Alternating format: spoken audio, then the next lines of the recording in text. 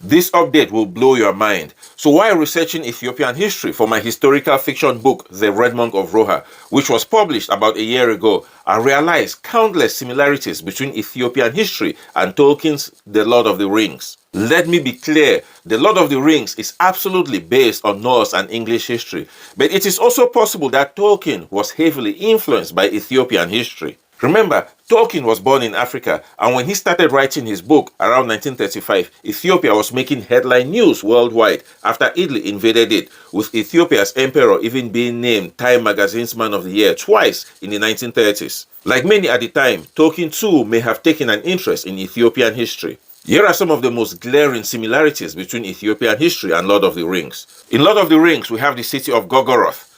In Ethiopia, we have the city of Gorgora. Lord of the Rings, Harad. Ethiopia, Harar. Lord of the Rings, Barajil.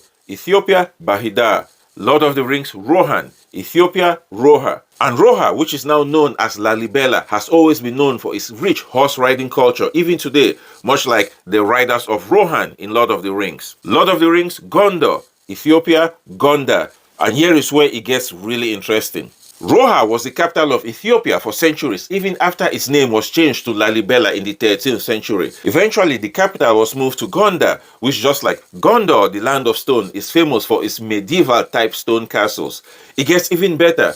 The capital of Gondor in Lord of the Rings is Minas Tirith, the name of the emperor who first suggested that Ethiopia's new capital be established in the Gondar region, Emperor Minas. And in Lord of the Rings, we have the White Tree of Gondor, which represents hope, peace, and the power of the kings.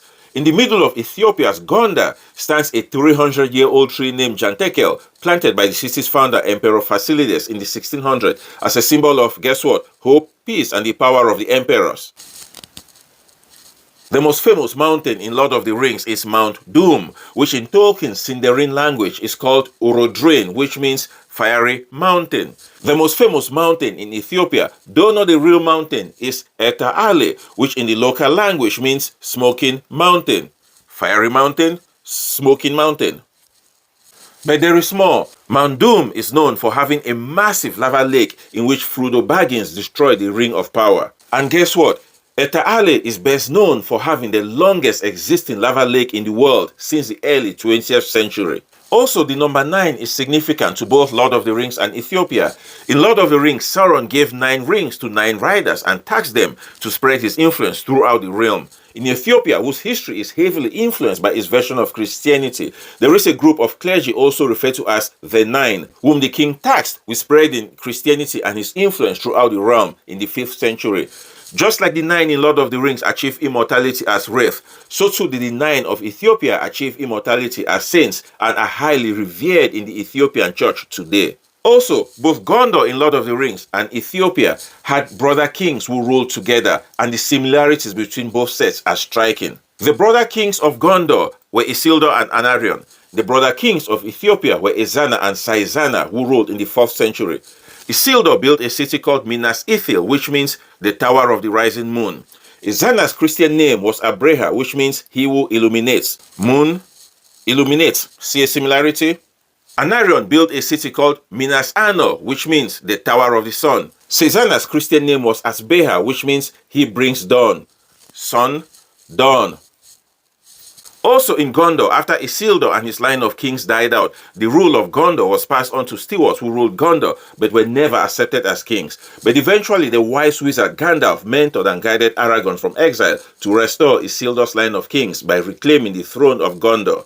Similarly, in Ethiopia, after the Zagwe clan overthrew King Menelik I's line of kings in the 10th century and established their own dynasty, the Zagwe dynasty, they too were regarded as stewards and never accepted as kings.